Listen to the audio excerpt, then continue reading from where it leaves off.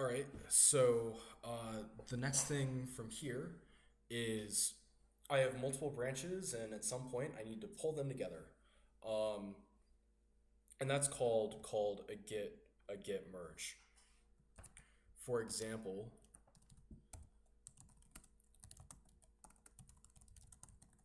if I'm on the branch master, um, if I'm on the branch master and I want to pull in code or a new feature that I've put in another branch so I can keep these things separate. Um, and I know that everything in the new branch is ready and I want to bring it into master so I can send master out. I would be on branch master and I would git merge whatever the name of that branch is, which may be called like new feature, right?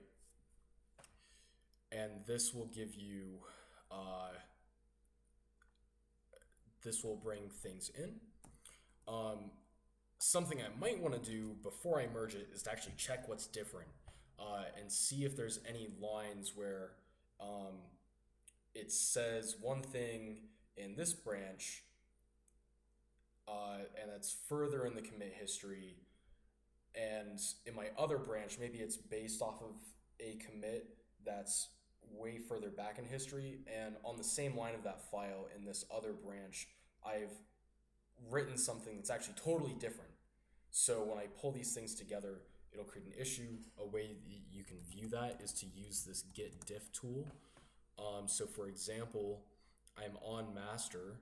I might want to git diff with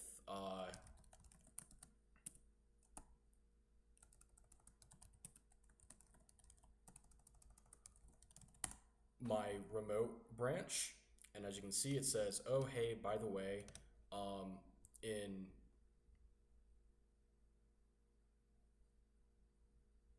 in our current branch, we've actually created a file called b2, and at these offsets, which is at line and column, I've added the word blah to actually specify the difference between two branches. It's, git diff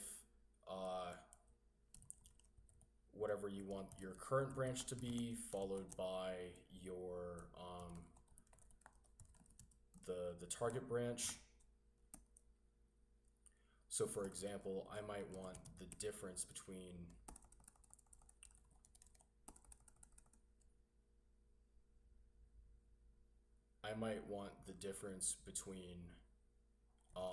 my new feature branch and whatever is on the remote master branch.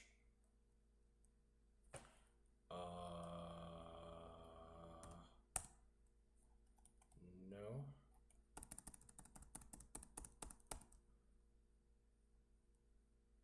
I might want the difference between my master branch and my new feature branch, and it's not happy because I named a directory new feature and a branch new feature.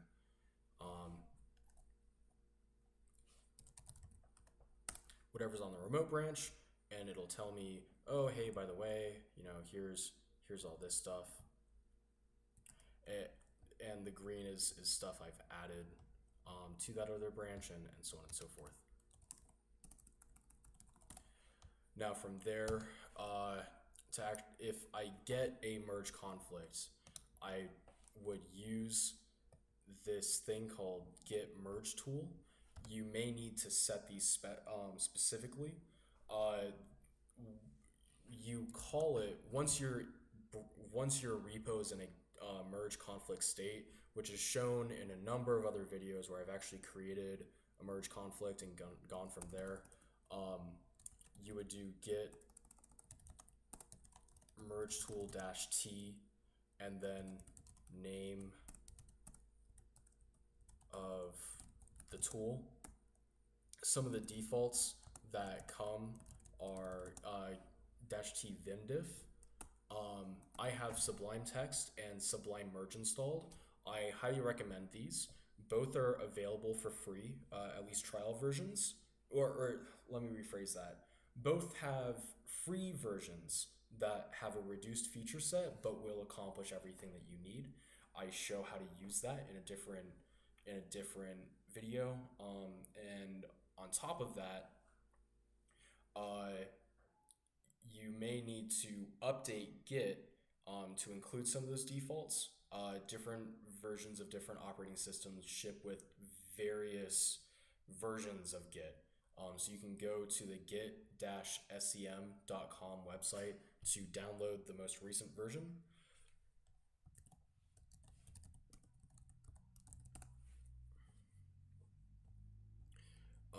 where it gives you downloads and you can update Git if you need to.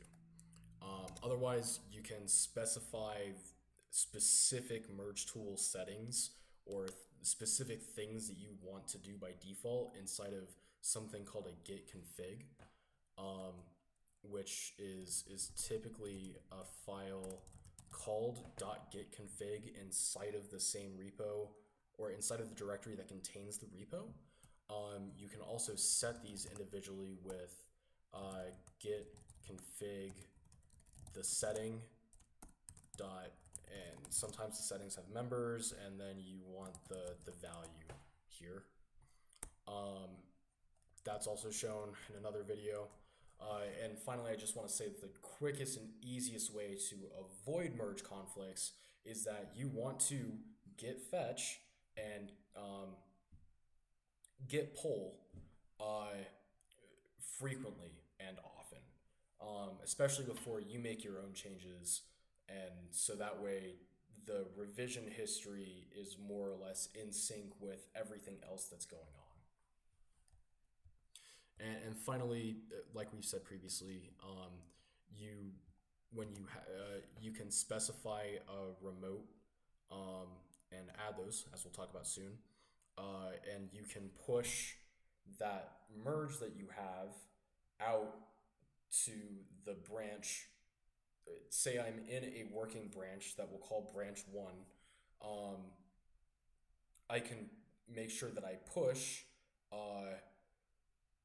what I have inside of branch one to a remote repository. Maybe it's named branch two, and you can do that with git push remote branch. I think typically you have to issue a different command to set branch one to track branch two out on the remote. And git push remote branch. The branch inside of that last commit, inside of that last line, is the name of the branch that you're working on locally. I actually don't know why that line is there. That's not important for this. Okay, that's it for this slide. Haha, JK, it isn't. There's another slide here. This is my handy meme that I always keep in mind whenever I'm thinking about whenever I'm merging stuff.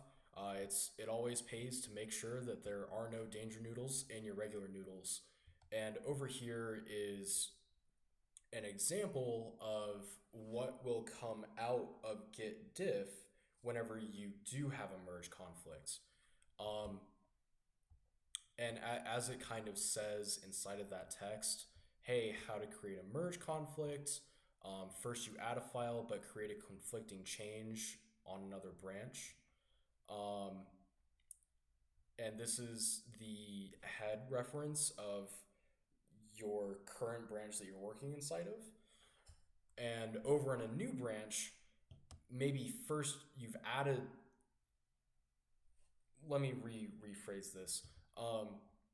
So the way to create a merge conflict is at a shared point in history, I add a new file.